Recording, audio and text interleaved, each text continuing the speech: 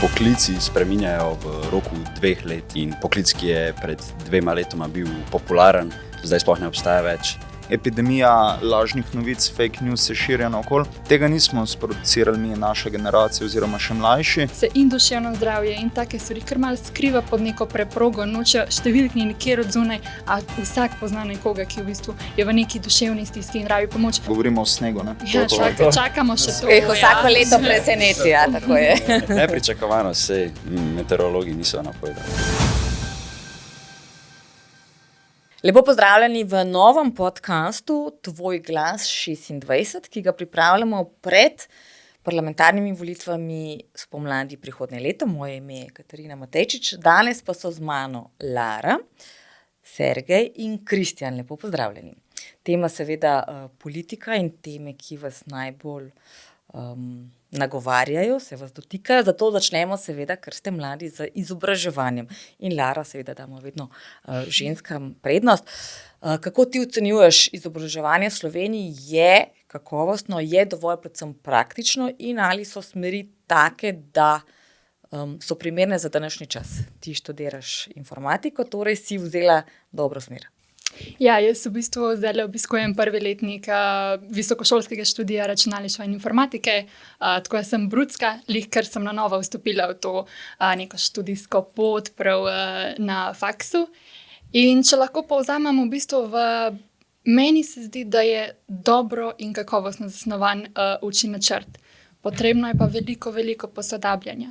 Sploh recimo zdaj študiram računalništvo in so nas že začeli malo uvajati o tem, da umetna inteligenca prihaja notri v naše življenja, v naše službe in se mi zdi, da je zelo dobro, da se hitreje posodablja učni načrt. Sergej, ti se šele odločaš, kaj boš študiral.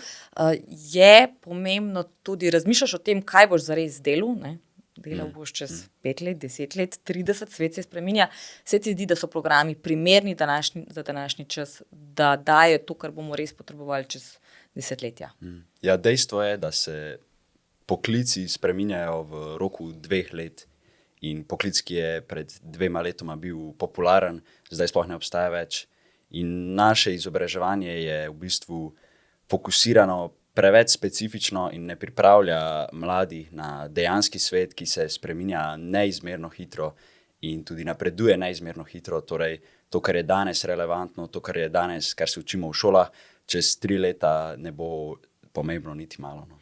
To pomeni, da prepočasi v bistvu učni načrt sledi praksi. Ja, šolstvo ne dohaja v bistvu prihodnosti, no. V bistvu je v velikem zaostanku. Ti pa študiraš pravo, obstaja stoletja in tisočletja. Kako bi ti spremenil? Je kaj, kar bi spremenil? Zdaj delaš že doktorat, to pomeni, da greš že 3. stopnjo. Bi kaj spremenil oziroma kaj je dobro, kaj je slabo? Ja, drži. Jaz sem šel čez primarno, sekundarno in terciarno izobraževanje, letos magistriral na ljubljanski pravni fakulteti in lahko rečem, da nekako se najbolj opazil v osnovni srednji šoli, da so kurikulumi iskreno niso v koraku s časom. Na tej visokošolski univerzitetni ravni so zadeve definitivno malo boljše, se mi zdi, so tudi bolj fleksibilne, ker vsaka članica, vsaka fakulteta zase zadeve ureja in jih morajo pa v bistvu samo prijaviti, evalvirati in potem lahko izvajajo, tako da so definitivno bolj odzivni kot pa osnovnošolski in srednješolski programi, ampak še vedno moramo paziti seveda, da imamo na voljo na ravni ne samo naše univerze, ampak tudi širše na ravni države dovolj širok spekter študijskih programov in tako kot sta moja sogovornika rekla, da so te študijski programi primerni za poklice prihodnosti, ne pa da izobražujejo za poklice, ki izginjajo oziroma ki se prestrukturirajo ali jih nadomešča umetna inteligenca in jih morda kmalu več ne bo. Omenil so umetno inteligenco. Sergej, ti si najmlajši tukaj. Avstralija je recimo zdaj prepovedala vsa socialna omrežja za mlajše od 16 let. Kako se tebi to zdi? Bi te to motilo? Sploh glede na to, da zdaj se velika tudi umetna inteligenca pri vsem tem uporablja. Je to nekaj, kar bi ti pozdravil, kar bi podprl, ali se ti zdi, da starši dijaki sami veste, do kam iti in koliko tega zares uporabljati. No, motilo me ne bi, ker sem glih nad tem pragom 16 let, ampak dejstvo je, da družbena omrežja lahko slabo vplivajo na mlade in to zelo slabo, od psihološke stiske do pomankanja v šoli, ampak mladi večinoma niso sami zmožni, da bi se nekako, da bi bili Da bi naredili razliko in videli, kaj je točno, ja, za njih in ne kaj znajo, ne, ne in kaj je znajo dobro si in postaviti mej, ki bi pač jim onemogočile to, da od tega, da postanejo žrtva socialnih omrežij. Jaz bi samo uskočil tukaj, če smem. Mogoče prepoved ni najbolj smiselen korak, bolj neko izobraževanje, opismenjevanje, kako koristno uporabiti vsa ta orodja, omrežja, vse to, kar je ljudem na voljo, zaradi tega, ker vsako prepoved se da zaobiti. Tudi, ko sem bil jaz v osnovni šoli, smo v glavnem imeli vsi Facebook profile, pa je bila takrat starostna meja, se mi zdi, da 15. Smo pač bili po nekem čudežu kar naenkrat vsi rojeni v 90-ih, čeprav smo bili stari 12-13 in si potem te datume spremenili enkrat, ko smo bili čez ta prag. Tako da vse se da zaobiti, če je pa človek izobražen, če ve, kako lahko sebi v prid pa družbi v prid nekaj uporabi, pa da ne škodi pri temu nikomor, se mi zdi pa znatno bolj koristno.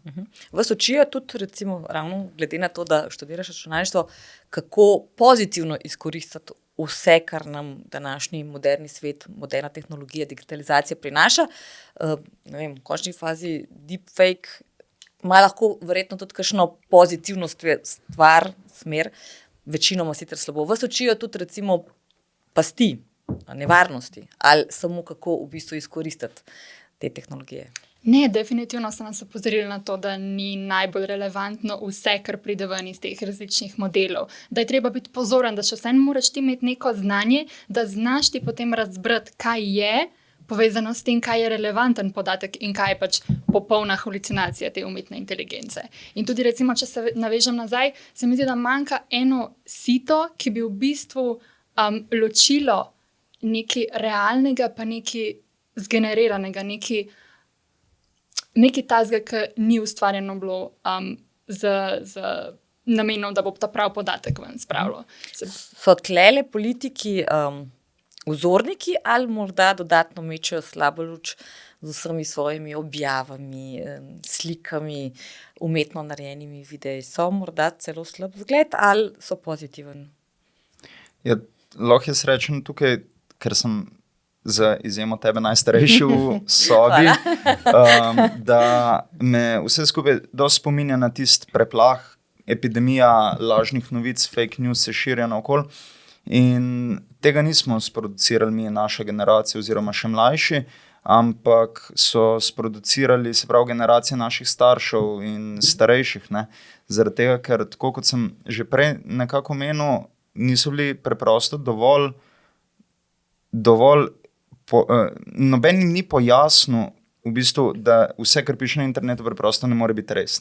To ni Radio Televizija Slovenija, ko preverjene novice objavlja ali pa kjerkoli drug klasični medij, ampak je preprosto Facebook, kamor lahko vsak napiše karkoli. Tudi Wikipedija, ki je strogo moderirana, jo lahko za vsaj par sekund, par minut vsakdo spremeni in navede totalne nesmisle. Preverjate vi 3 podatke, kdaj greste pogledati, če recimo nek zdravnik nekaj napiše, je to res zdravnik z tega področja, ali je to morda zobozdravnik, ki je zdaj pameten o nekem virusu, ali pa kaj se preverjate, kdaj podatke? Jaz probam informacije vedno pridobiti, kar se da iz teh nekih klasičnih preverjenih medijev, tako da če kaj preberem na Facebooku, Instagramu, TikToka, iskreno nimam, in ga tudi nikoli ne bom imel, tako da se probam ne poučiti o stvareh preko tega, kar nekdo lahko v 5 minutah zgenerira in objavi, ampak bolj probam iti na novičarske portale, na televizijo itd. Bi se vam zdelo pametno, da se mora človek s pravim imenom in priimkom morda celo sliko podpisati pod komentarje, da se dejansko preveri, kdo je nekaj napisal, ker poznamo tovarne trolov, kot jim rečemo, zdaj se vedno bolj preverja. Se vam zdi to smiselno, recimo, Lara, da bi se preverjali in da bi se mogla ti pač z imenom in priimkom preverjena oglasiti samo takrat? Definitivno sem jaz mnenja, da ne piši na internet stvari, ki jih ne bi nekomu rekel osebno v obraz. Glede na to, da smo pred volitvami in govorimo o volitvah, se vam zdi, da bi šlo več mladih na volitve, če bi bile volitve online? 100%.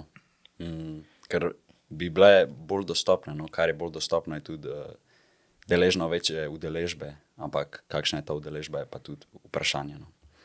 Definitivno bi se mogli postaviti potem neke varnostne protokole, da ne bi prišlo do slučajno kakšnih nerealnih rezultatov. Ja, udeležba bi bila definitivno više. Kot družba moramo stremeti k večji informiranosti o volitvah in k informirani izbiri. Ne samo k višji udeležbi, ampak temu, da ljudje, ki pristopijo, obkrožijo ali na ekranu ali fizično na papirju nekega kandidata, neko stranko, da vejo, zakaj so to obkrožili in da so se predtem podučili, ne pa da čist impulzivno nekoga, ki mi je preprosto bil najbolj všeč na jumbo plakatu, izberejo. Ne? Ampak da vejo, kaj ta oseba stoji, kaj ta stranka zagovarja in da na podlagi tega izberejo. Se vam zdi, da vas politiki dovolj upoštevajo, v končni fazi ste naša prihodnost, torej upoštevajo vaše mnenje, se vam zdi, da je vaš glas slišan, ali morda zato, ker ste mladi, mogoče še celo študirate dijaki, da se vas na nek način prezre, Lara? Jaz mislim, da v bistvu vzpostavljajo premalo stika z nami. Zare? Ja, definitivno se glas mladih porazgubi v krvoločni politiki, no. In niti ne najdejo niti časa, niti želje, da bi poslušali mnenje mladih, vsaj glede stvari, ki se tičejo prav njih, kot je recimo izobrazba. In če bi vzpostavili nek stik in dolgoročni odnos, da se gradi neko povezavo, da se soodloča skupaj o stvarih, ki so pač bistvene tudi za mlade, bi družba lahko prosperirala na tem področju. Kaj bi torej morala politika narediti, da je bolj vključujoča, da vas bolj posluša in predvsem sliši, ne samo posluša? Pred vsakimi volitvami se odpira tema recimo pokojnin. Ne spomnim se, kdaj se nazadnje odprla tema izobraževalnega sistema. In to vse pokaže na to, da preprosto, verjetno tudi zaradi nizke volilne udeležbe, ni primarni fokus nagovarjanja na mlajši populaciji, ampak na tisti populaciji, ki se dejansko udeležuje volitev. V Sloveniji statistika kaže, da so to starejši. Torej odpirajo samo teme, ki dejansko pritegnejo tiste, ki grejo na volišče. Pretežno, ja, tako da matematika se mi zdi z njihove strani nekako logična, ampak ne zdrava na dolgi rok.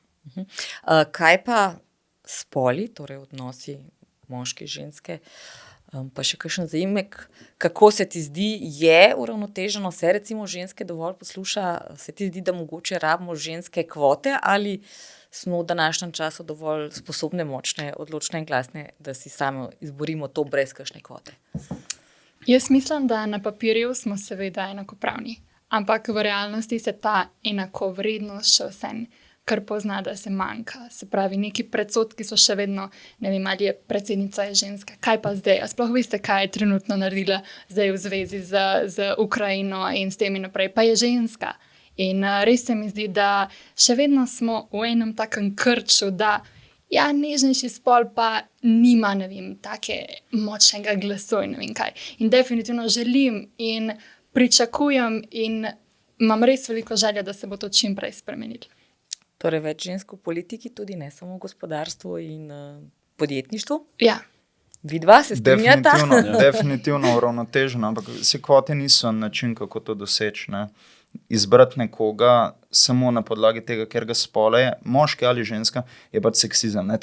To je definicija direktno iz slovarja ven, ampak je treba druge metode najti. Mogoče ta moment nisem dovolj pameten, da bi kaj konkretnega predlagal, ampak se mi kvote ne zdijo primerne ne v gospodarstvu, ne v politiki, zaradi tega, ker ne moramo samo na podlagi ene osebne okoliščine izbirati kandidate. Definitivno pa je to, da imamo raznolik državni zbor, ki predstavlja raznoliko populacijo naše države, eden od temeljev uspešne funkcionalne demokracije.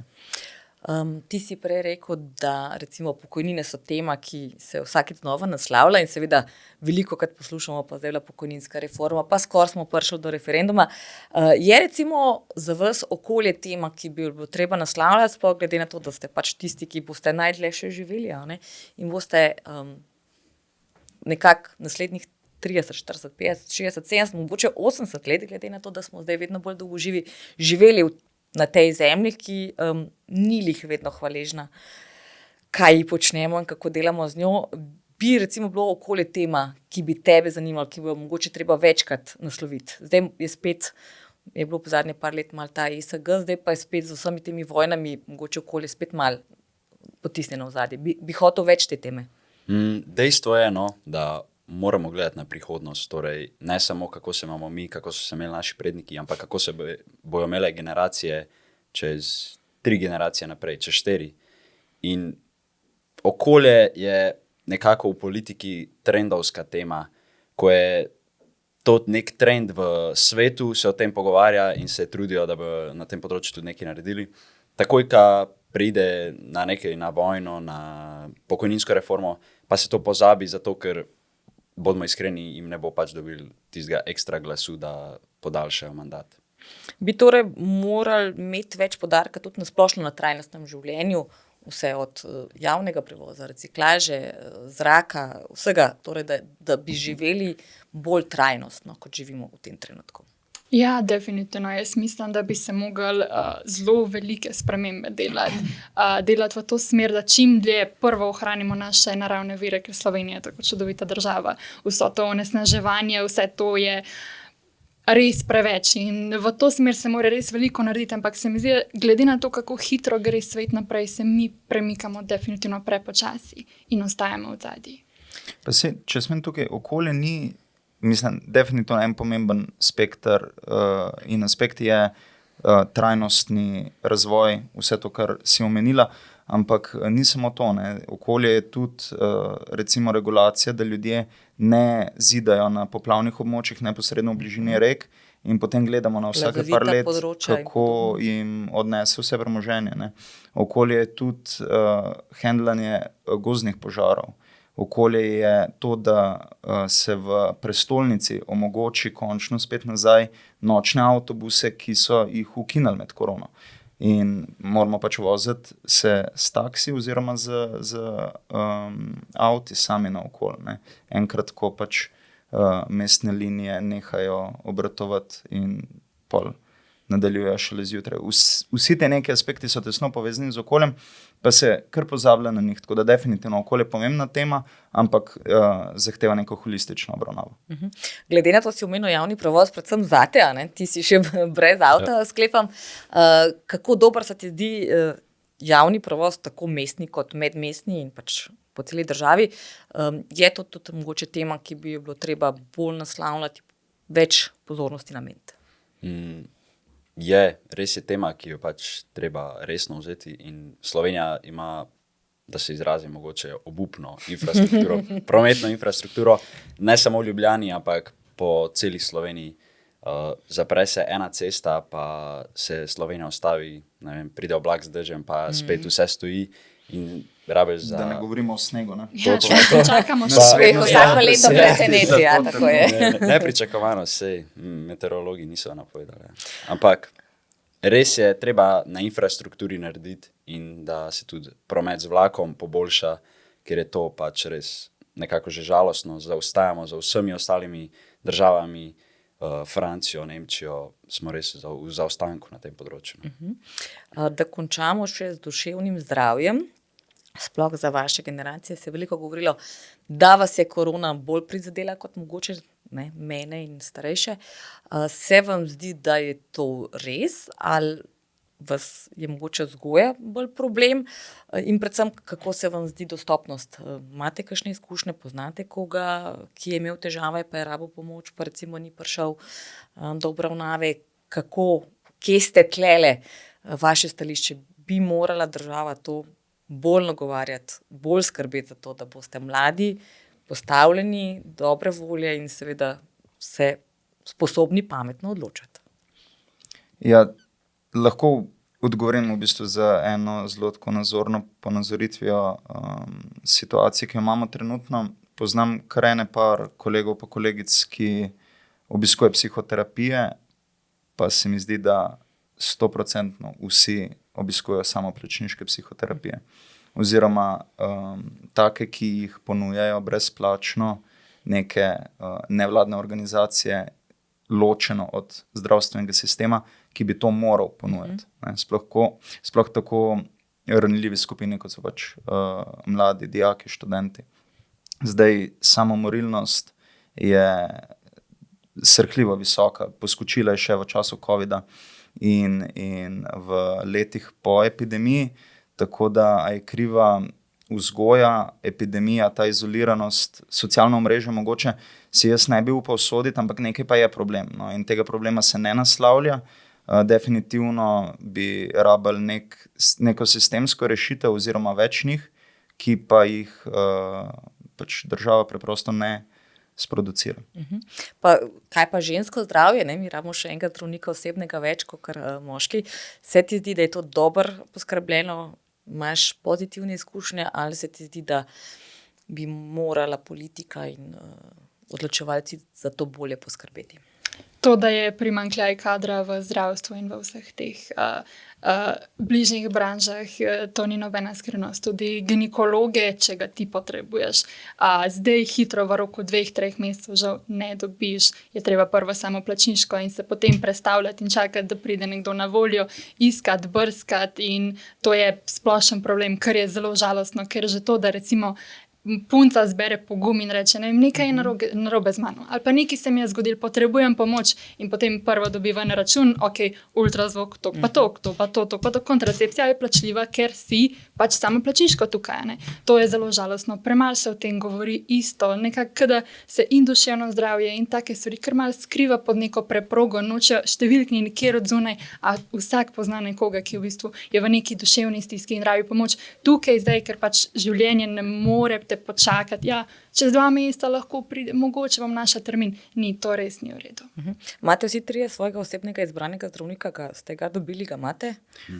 Ja. Od osnovne šole naprej isto. Aha, ok, počas boste mogli zamenjati, ker pediater ni več v redu. In zdaj, či za konec, na kratko, res v enem stavku, 3 stvari, ki te najbolj motijo pri politikih oziroma politiki. Mene osebno najbolj motita 2 stvari, ki sta dosti obsežni za 6, ne samo za 3. Prvo je to, da v naši državi politiki manjka nekaj kontinuitete, torej da bi nova vlada nadaljevala tam, kjer je prejšnja končala, ne da začne od začetka. To žal zaenkrat ni, po mojem mnenju, pokazal nihče, da je tega zmožen. In drugo, da se preprosto pozablja na to, kaj se je propagiralo v času volilne kampanje, v prvem mesecu, ko je vlada postavljena. Ne, poslušali smo o stanovanjih za mlade, poslušali smo o 30 dneh do specialista in trenutno ni ne stanovanj, ne specialistov, imamo pa odprtih še milijon drugih problematik, ki pestijo ne samo mlade, ampak celo našo državo. Sergej?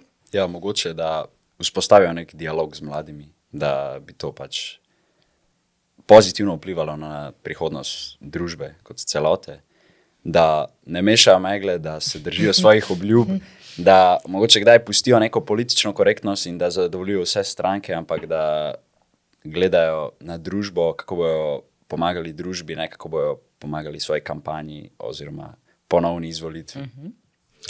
Mene pa v bistvu najbolj moti, da velikrat stvari niso transparentne, kaj bi pa mogle biti.